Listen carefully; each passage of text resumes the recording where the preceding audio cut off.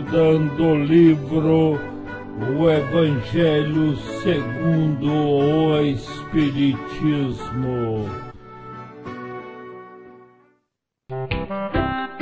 Estudaremos agora no Evangelho segundo o Espiritismo, no capítulo 9.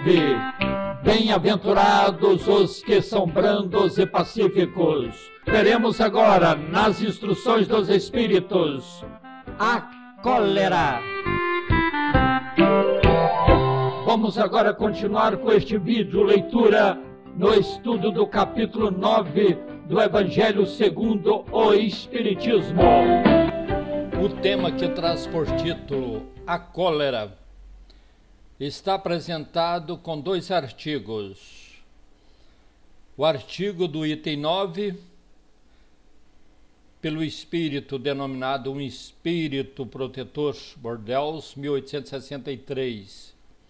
Nesse artigo, um espírito protetor aborda a cólera como uma anormalidade de conduta provocada pelo orgulho, que leva a pessoa a se encolerizar, as consequências e a razão para a pessoa deixar de lado a cólera. E o artigo do item 10, pelo espírito de Hahnemann, Paris, 1863, neste artigo, o espírito Hahnemann mostra a relação da cólera, dos vícios em geral e das virtudes com o corpo, o nosso temperamento, salientando bem que a causa está ligada ao espírito. Portanto, cabe ao próprio homem o esforço para mudanças. Analisando cada artigo, veremos que o artigo do item 9 tem 5 parágrafos. E os detalhes desse tema estão colocados na seguinte ordem nesses parágrafos. No primeiro parágrafo, nós vamos entender o que o orgulho pode e por que o orgulho leva a pessoa a agir dessa forma tão desequilibrada. No segundo parágrafo, veremos as causas da cólera, que leva o colérico até mesmo a negar de ouvir um conselho que mostra a sua contradição. Veremos no terceiro parágrafo o comportamento de uma pessoa encolerizada. O quarto parágrafo mostra que o colérico deveria analisar as consequências, os resultados que a cólera produz. E no quinto parágrafo, podemos entender que a cólera não tira as nossas virtudes, mas atrapalha fazer o bem e nos dá mais condições para fazer o mal. Esta é uma das razões que o colérico tem para analisar e evitar essas crises. E o espírito, então, tem um motivo mais forte ainda para não encolerizar. A cólera. O orgulho vos induz a julgar-vos mais do que sois, a não suportardes uma comparação que vos possa rebaixar, a vos considerardes, ao contrário, tão acima dos vossos irmãos, quer em espírito, quer em posição social, quer mesmo em vantagens pessoais, que o menor paralelo vos irrita e aborrece. Que sucede então? Entregai-vos à cólera. Pesquisai a origem desses acessos de demência passageira que vos assemelham ao bruto, fazendo-vos perder o sangue frio e a razão. Pesquisai e quase sempre deparareis com o orgulho ferido, que é o que vos faz repelir coléricos os mais ponderados conselhos, senão o orgulho ferido por uma contradição.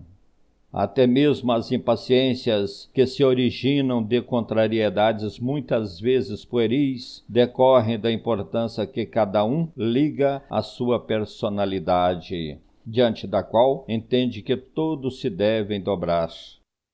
Em seu frenesi, o homem colérico a tudo se atira, à natureza bruta, aos objetos inanimados, quebrando-os porque lhe não obedecem. Se nesses momentos pudesse ele observar se há sangue frio, ou teria medo de si próprio, ou bem ridículo se acharia. Imagine ele por aí que impressão produzirá nos outros, quando não fosse pelo respeito que deve a si mesmo, cumpria-lhe esforçar-se por vencer um pendor que o torna objeto de compaixão. Se ponderasse que a cólera a nada remedeia, que lhe altera a saúde, comprometendo até sua vida, reconheceria ser ele próprio a primeira vítima. Mas uma outra consideração, sobretudo, deveria contê-lo, a de que torna infelizes todos os que o cercam. Se tem coração, não lhe será motivo de remorso fazer que sofram os entes a quem mais ama, e que pesar mortal se, num acesso de fúria, praticasse um ato que houvesse de deplorar toda a sua vida. Em suma, a cólera não exclui certas qualidades do coração, mas impede se faça muito bem e pode levar à prática de muito mal. Isto deve bastar para induzir o homem a esforçar-se para a dominar.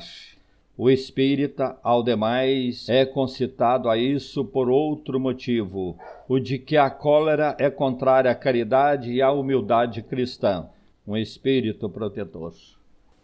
No item 10, então, veremos a mensagem do espírito Hahnemann.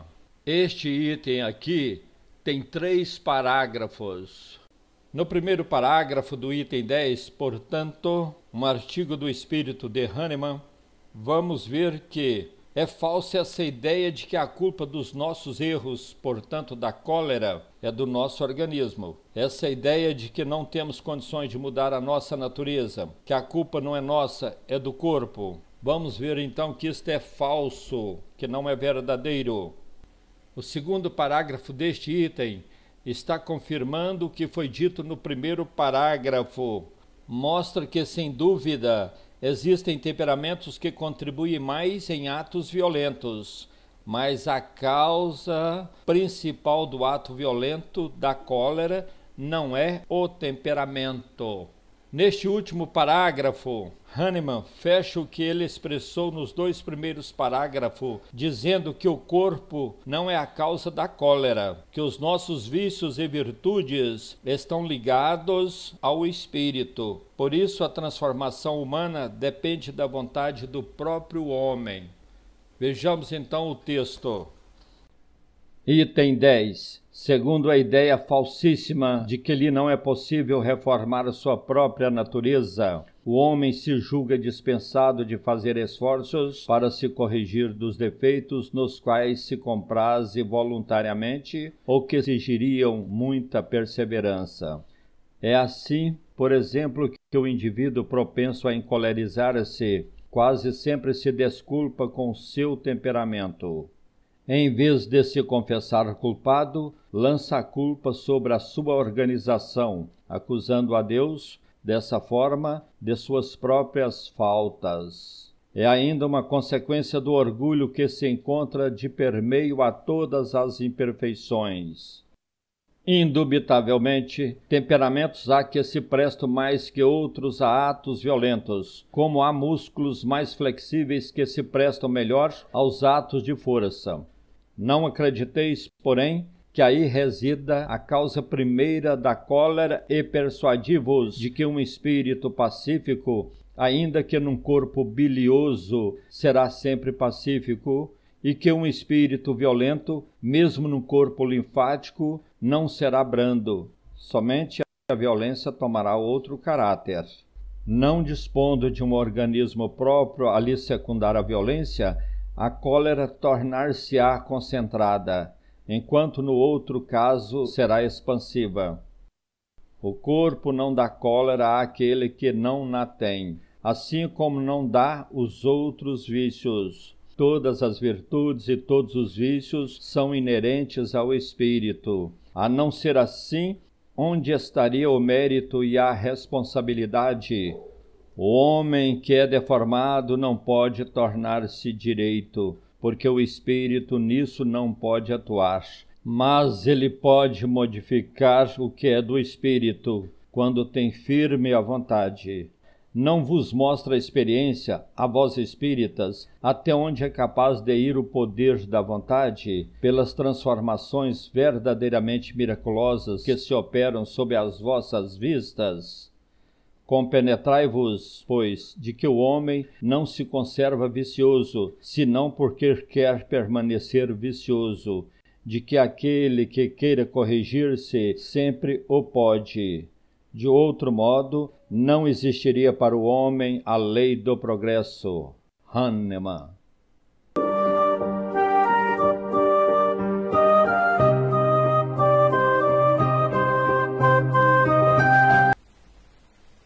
Então vamos comentar agora no Evangelho segundo o Espiritismo, no capítulo 9, Bem-aventurados os que são brandos e pacíficos, o texto cujo título é A Cólera.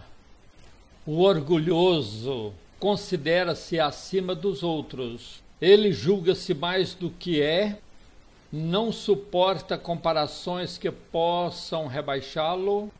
O orgulhoso entrega-se à cólera com facilidade.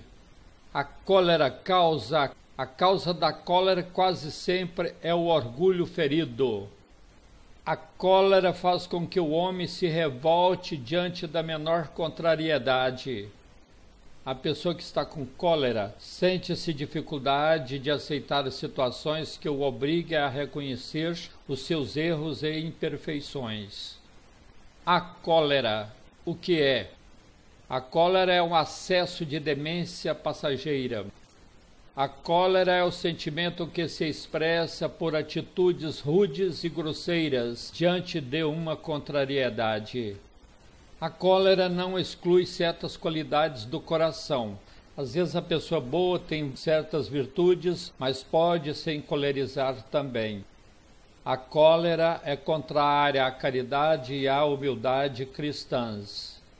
A cólera, o que nos faz? Assemelhar-nos ao bruto. Isto é, a cólera nos faz parecer com os animais ferozes. Porque a cólera nos faz perder o sangue frio e a razão. Ela também nos leva a repelir os bons conselhos. Ela nos leva a quebrar objetos. A cólera também faz impacientar-nos por quase nada.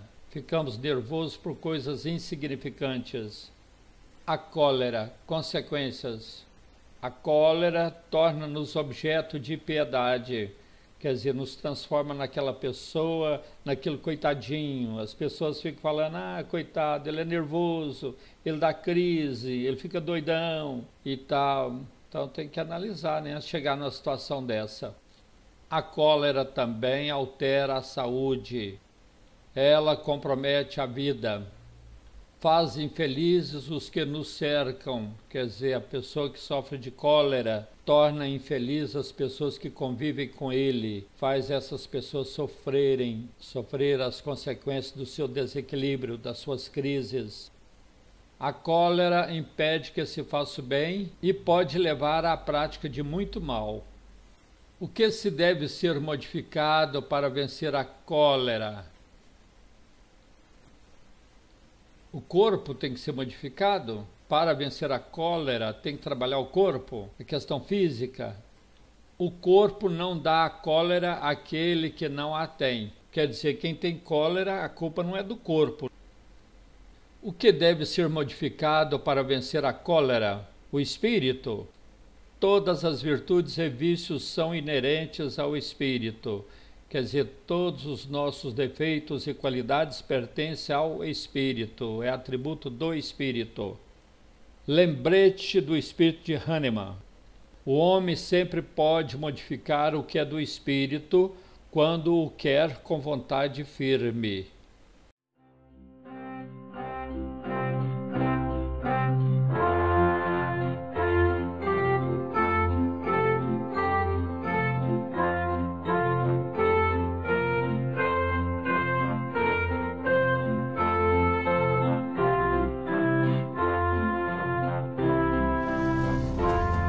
Queremos agradecer aos irmãos do Centro Espírita Fraternidade Allan Kardec, CEFAC, da cidade de Taguatinga, Distrito Federal, pelos materiais de estudo metódico da doutrina espírita que eles dispuseram na internet e dos quais nós estamos usando em nossos estudos das obras básicas e na montagem dos nossos vídeos.